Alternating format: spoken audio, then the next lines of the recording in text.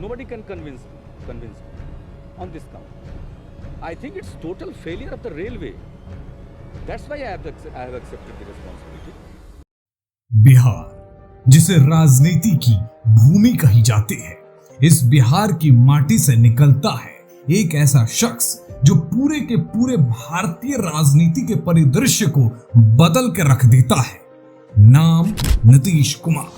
2005 में नीतीश कुमार बिहार के मुख्यमंत्री के तौर पर शपथ लेते हैं। उसके बाद एक नया दौर आता है बिहार और भारत की राजनीति में, जिसमें नीतीश कुमार एक नया आयाम तक इस भारतीय राजनीति को पहुंचाते हैं।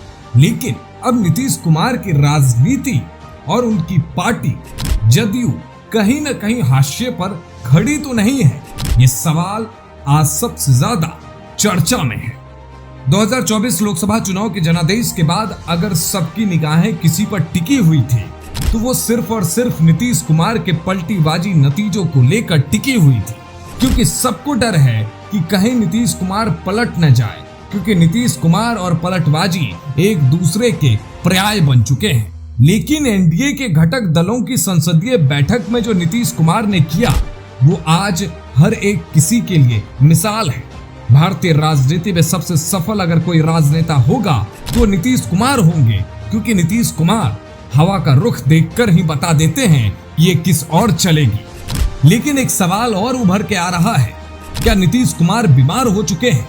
क्योंकि आए दिनों नीतीश कुमार कुछ ना कुछ ऐसा कर देते हैं जिसकी वजह से वो सोशल मीडिया पर चर्चा का विषय बन जाते हैं। वो फिर चाहे विधानसभा और विधान परिषद में बायोलॉजी को लेकर उनका ज्ञान हो, वो तो रोज रात में जो सदिया होता है उसके साथ करता है ना, तो उसी में और पैदा हो जाता है।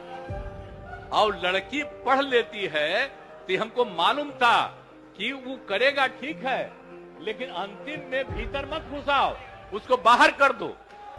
या फिर प्रधानमंत्री नरेंद्र मोदी का पैर छूकर उन्हें इज्जत देना।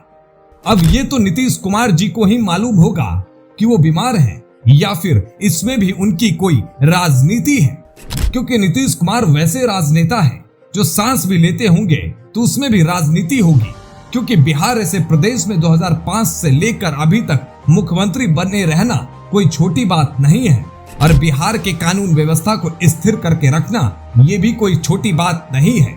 जिस इंसान को सुशासन बाबू कहे जाने लगे, उस प्रदेश में जहां कानून गर्द की ओर चली गई, उस प्रदेश को जहां सुशासन क्या होता है जनता कभी जानती तक नहीं थी, वहां एक ऐसा नेता का जन्म होता है जो पूरे के पूरे भारतीय राजनीति के साथ साथ बिहार की राजनीति के परिदृश्य को बदलते हुए साथ ही साथ जनता के मनोस्थिति को भी बदल देता है।